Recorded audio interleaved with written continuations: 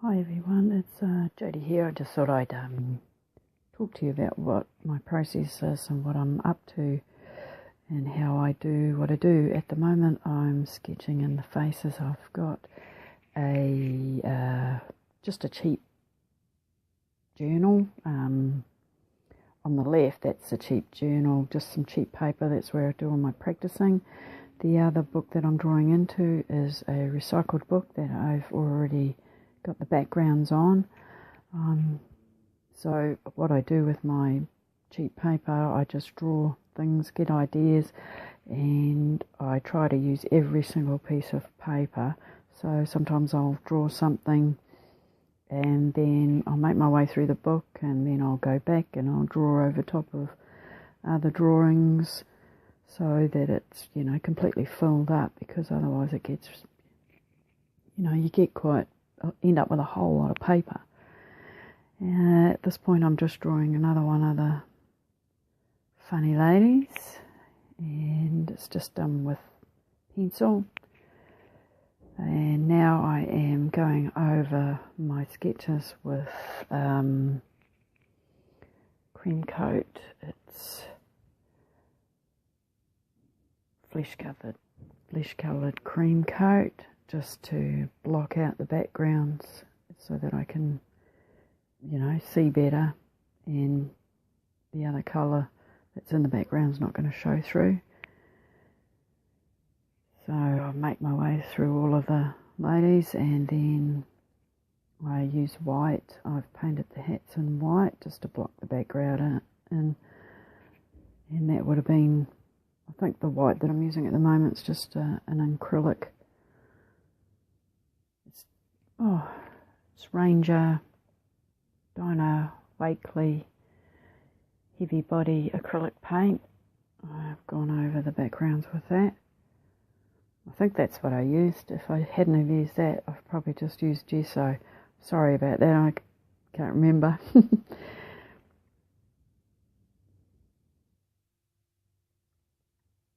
I'm making my way around all the little details. And now I am using pit pens by Faber-Castell. And they're really good because you can, with a thin brush, a wet brush, you can create shading, and I really like using the pit pens. And the faces, I'm using the pit pens on the faces, and shading around the eyes, a bit of purple, using the brush to blend it all in.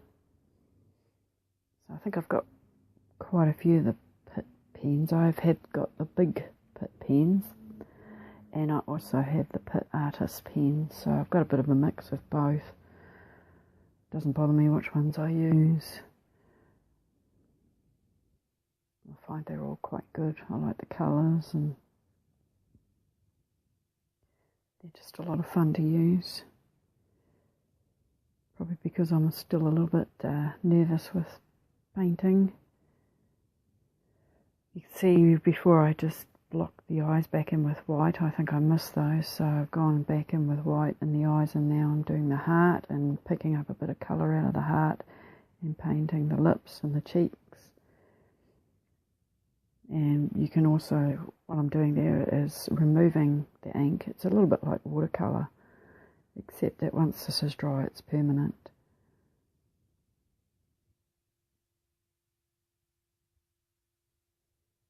So just still fluffing around with her face. Lots of little details. Probably went a bit overboard on some of the details. Hopefully I'm not boring you all. Just turn the volume off if you don't want to listen to my terrible Kiwi accent.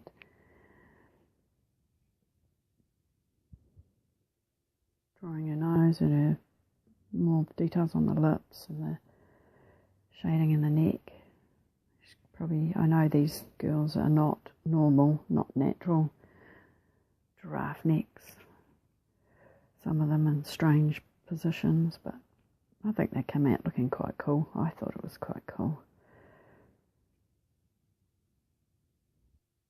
So now this one I'm doing the pink of that hat.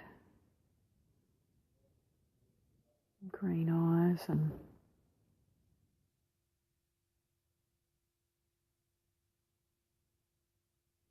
bit of yellow around the moon, which towards the end you'll notice has vanished completely.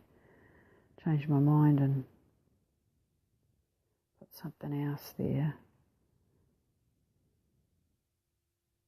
Plus the yellow was making the moon disappear a bit, so I think I went around it with some grey pit as well, just around the edges of the moon, just to highlight them or bring the moon to the foreground.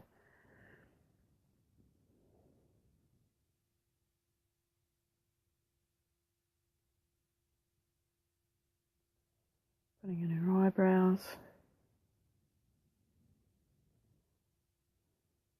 Lots of faffing about.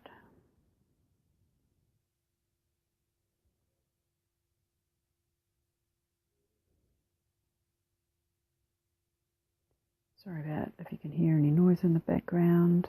It's very hard to do anything without having people around. And this is just the Sharpie to put in the spider's web. And going around trying to do all the little details on that. Then I go back in with a grey, which seems to bring the spider web out a bit better than, it looked a lot better than not having the grey in there. I just sort of dabbed it about. At the end too, I did another long drop and put a little spider on the end of that. And now we're going to do another face.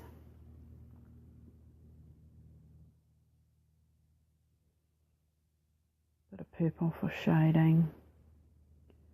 And I go back in with, what colour did I use? I also go over raw umber. So a bit of purple, and then I go back later on with raw umber and darker tones of dark sepia, and also a lot of the greys. I find the different warm and cool greys are really handy. And like a lot of the other, if you watch a lot of other YouTube videos, people, the lips, whatever the colour of the lips are, they put a little bit of that colour in around the eyes as well. And it does make a difference. It seems to tie everything in. And now I am going in to put a bit more shimmer. And I've used Twinkling H2Os on that. I think that one was Cherry Sorbet. And then on the greenish teal hat, I've used Sea Glass. You can't really, and that's a Mod Podge, and it had, it's a sparkly Mod Podge, and when I went to put it on that star, hardly any glitter came out, so I went back in with some, threw a bit of glitter over it and shook that off. In the moon I went in later on with liquid pearls, a white opal, so you can see that there, and that's basically the end of it. And I put, like I said, a little spider on the end of the cobweb. I hope you enjoyed watching me create this crazy page. I'm sorry I didn't include the filming of me stamping the words